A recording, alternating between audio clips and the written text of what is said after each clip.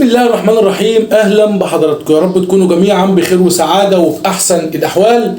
في البدايه بتمنى من كل اخواتنا المحترمين يدعمونا بلايك للفيديو عشان يوصل لاكبر عدد من جمهورنا العظيم. وعاوز ابدا مع حضراتكم كده في البدايه من عند قصه محمد الشيبي وحسين الشحات. الازمه طبعا اللي الناس كلها عارفينها، والحكم اللي صدر من قبل المحكمة ضد حسين الشحات سنة إيقاف ومش عارف 100,000 جنيه غرامة والكلام ده كله.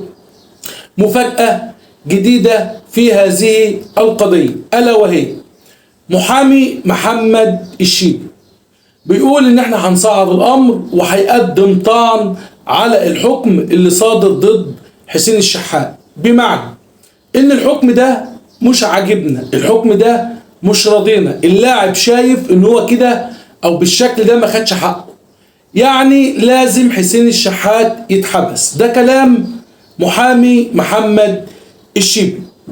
الناحية التانية الاهلي بيقول لك احنا هنصعد للفيفا عشان خاطر القصة بتاعت محمد الشيبي ان هو راح لجأ للقضاء المدني والكلام ده كله. اكيد طبعا احنا وضحنا الصورة لحضراتكم وقلنا ان الفيفا نفسه قال ان الامر ده شأن داخلي، ولجنة الانضباط كمان قالت ان محمد الشيبي من حقه ان هو يلجأ للقضاء المدني. حتى اتحاد الكرة نفسه هو اللي قال ان الامر في ايد لجنة الانضباط، ولكن اتحاد الكرة ادى للشيبي عقوبة بعد ما صدر العقوبة ضد حسين الشحات. اذا حضراتكم كده داخلين في كارثة. لو الموضوع اتصعد للفيفا في خطر على الرياضة المصرية داخل مصر، وانا مش عاوز اطول في الامر ده اكتر من كده. طيب ادخل بقى معاكم على اخبار نادي الزمالك، واتمنى كده كل الناس المحترمه تعمل لايك للفيديو والكل يكتب عاش الزمالك وعاش حبه في قلوبنا. عندك اللاعب اللي هو ايوه اللي كان هدف نادي الزمالك، والمفروض ان كان يجي نادي الزمالك الانتقالات الشتويه اللي فاتت، ولكن حصل بعض العراقيل اللي عطلت الصفقه وما انضمش لنادي الزمالك. مظبوط، هو يسري وحيد لاعب طلائع الجيش. يسري وحيد حاليا في صراع عليه من الاهلي ومن بيراميدز، زائد ان المصري كمان دخل في القصه وعاوز يسري وحيد، ولكن يسري وحيد ابدى رغبته ان هو عاوز نادي الزمالك وان هو حابب انه يكون لاعب داخل جدران نادي الزمالك. هل الزمالك يقدر يخلص القصة ديت؟ هل الزمالك يقدر يستغل الحتة بتاعت الانتماء، ان اللاعب اساسا انتمائه ان هو زملكاوي وعنده الرغبة وحابب ان هو يكون لاعب داخل نادي الزمالك؟ بالمناسبة انك تجيب لاعب يكون هو حابب اساسا المكان ده او هو عنده الرغبه ان يلعب لنادي الزمالك، دي حاجه كويسه. انت يعني اللاعب ده بيديك اقصى ما عنده من قوه، ما بيبخلش بنقطه عرق او مجهود على نادي الزمالك. فبتمنى ان نادي الزمالك او مجلس الاداره يتحرك بسرعه، لان يسري وحيد من الصفقات بجد المهمه اللي هتكون مفيده بشكل كبير لنادي الزمالك. خدوا بالكم في صراع قوي ومنافسة شرسة على يسري وحيد، الأهلي وبيراميدز والمصري، بس اللاعب حابب نادي الزمالك واللاعب بيفضل نادي الزمالك. نتمنى أن يسري وحيد يكون داخل نادي الزمالك. طيب جنش اللي الفترة الأخيرة الناس كلها كانت بتتهمه إن هو بيسيب أهداف لنادي الزمالك والكلام ده كله، رغم إن الإدارة طلعت نفت الكلام ده، إدارة فيوتشر، ورغم إن الجهاز الفني برضه طلع نفى الكلام ده كله، ولكن فوجئنا كلنا إن تم استبعاد جنش من القائمة الأساسية لنادي فيوتشر. في أزمة بالفعل ما بين جنش وما بين نادي فيوتشر. جنش طلب الرحيل بنهاية الموسم من فيوتشر، ومجلس الإدارة قال له سيب الأمر ده إن إحنا ندرسه وبعد كده هنرد عليه. جنش مش حابب إن هو يكمل داخل فيوتشر. هل جنش ممكن يكون له دور داخل الزمالك؟ هل ممكن جنش نادي الزمالك يجيبه بالفعل؟ عموما مش عاوزين نسبق الأحداث، وبتمنى برضو إن أنا أسمع رأي حضراتكم. هل أنتوا شايفين إن جنش لو مشي من فيوتشر وجي نادي الزمالك هيكون مفيد لنادي الزمالك، ولا حاله هيكون حال حراس مرمى نادي الزمالك؟ بتمنى اسمع رأي حضراتكم. تعال ادخل معاكم كمان على حتة صياعة كده من مجلس الإدارة في موضوع اللعيبة اللي هتخرج إعارة من نادي الزمالك. بمعنى بالمناسبة أنا بأيدهم في القصة ديت يعني اللي أنا هتكلم فيها.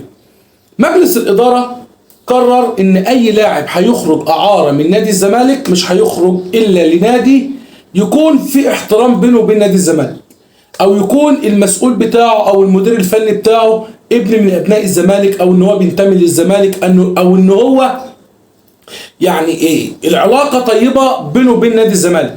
مش عشان خاطر إن نسيب ونعمل والكلام ده كله، لا، إحنا عايزين نرتقي بالفكر بتاعنا شوية.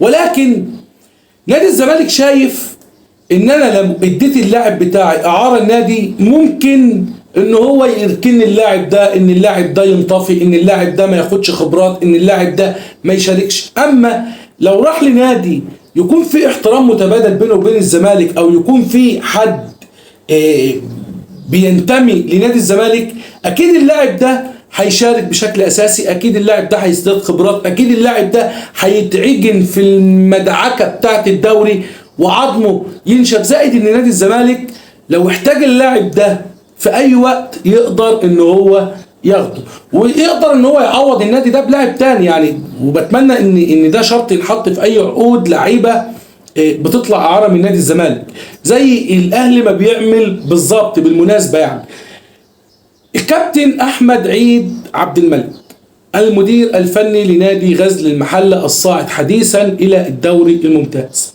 طالب ترافيس متيابة وطالب محمد عاطف إعارة من نادي الزمالك لغزل المحلة. وأنا شايف إن بنسبة كبيرة إن الاثنين اللعيبة دول هيكون لهم تواجد في غزل المحلة بداية من الموسم القادم. طيب اللعيبة اللي هي هتيجي بقى الأعراض بتاعتنا 4 لعيبة، وهم أهم 4 لعيبة: ماجد هاني، حسام أشرف، احمد محمود اللي هو بتاع الجونه اللي حصل عليه الازمه، عشان كده الزمالك فكر ان يطلع اعارات للانديه اللي هي بتحترم نادي الزمالك. كلنا شفنا الازمه، احتاجنا احمد محمود، والجونه مرضيش طبعا وقال لك لا ومش لا، ويكمل العقد بتاعه بتاع الاعاره وده كله. قلنا ماجد هاني، حسام اشرف، احمد محمود، حمد علاء. ال4 لعيبه دول مجلس الاداره خد قرار ان هم يرجعوا لنادي الزمالك، بس الامر هيتعرض برضه على جوزيه جوميز. هل انت محتاج حد فيهم؟ ولكن كده كده مجلس الاداره قرر رجوعهم، وبعد كده يا يطلعهم اعارات يا اما ان هو يبيعهم. ولكن حكايه انك تبيعهم ده غلط، حتى لو جوميز شايف ان هو مش محتاج اي حد فيهم، او ان شايف ان محدش فيهم هيكون له دور داخل نادي الزمالك. ولكن يا باشا مفيش مشكله، انت رجعهم، عيرهم برضو بنفس الطريقه اللي انت بتفكر بها دلوقتي الانديه اللي هي بتحترم نادي الزمالك. ده بالنسبه للخطه بتاعه الاعارات اللي هتخرج واللي هترجع لنادي الزمالك. عاوز اقول كمان على موضوع اشرف بن شرقي. اشرف بن شرقي بات قريبا وبشكل كبير من الاقتراب الى نادي الزمالك، بمعنى في مكالمه حصلت ما بين شفيق بن شرقي اخو اشرف بن شرقي وبين احد مسؤولين نادي الزمالك، وقال له اشرف بن شرقي جاي له عروض، ولكن الاولويات عند اشرف بن شرقي نادي الزمالك. يعني الراجل حابب انه يلعب نادي الزمالك بس بيستفسر موضوع رفع ايقاف القيد، هل هيتم رفعه ولا القيد هيفضل مكمل والزمالك مش هيقدر يرفع القيد، فبالتالي اشرف بن شرقي يشوف مصلحته بره. المسؤول ده رد عليه وقال له القيد هيترفع والصفقات هتتعمل في ميعادها، بس احنا لنا سؤال: هل اشرف بن شرقي عنده المرونه ان المبلغ اللي هو طالبه او الرقم اللي هو طالبه ان هو يتخفض؟ رد عليه شفيق بن شرقي بالحرف، قال له مفيش اي مشكله، بس تحصل جلسه وتحصل قعده وان شاء الله هيتم الاتفاق على كل شيء. عشان كده انا بطلب تحرك سريع من مجلس الاداره، وسافر يا باشا، اي حد عندكم يسافر يقعد مع اشرف بن شرقي. انا ما بعترفش بمكالمه التليفونات والزوم ومش عارف الايميلات والكلام ده كله. اقعد يا باشا مع الراجل. اشرف بن شرقي من نوعيه اللعيبه اللي هي بتسمع بشكل كويس.